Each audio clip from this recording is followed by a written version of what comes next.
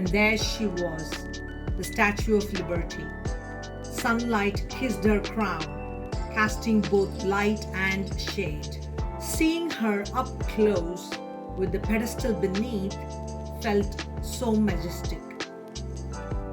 Gliding past the Statue of Liberty on the historic Clipper Sail provides a breathtaking, unobstructed water level view of the iconic symbol of freedom.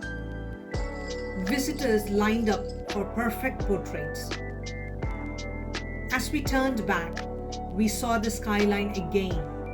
The edge stood tall among glass towers.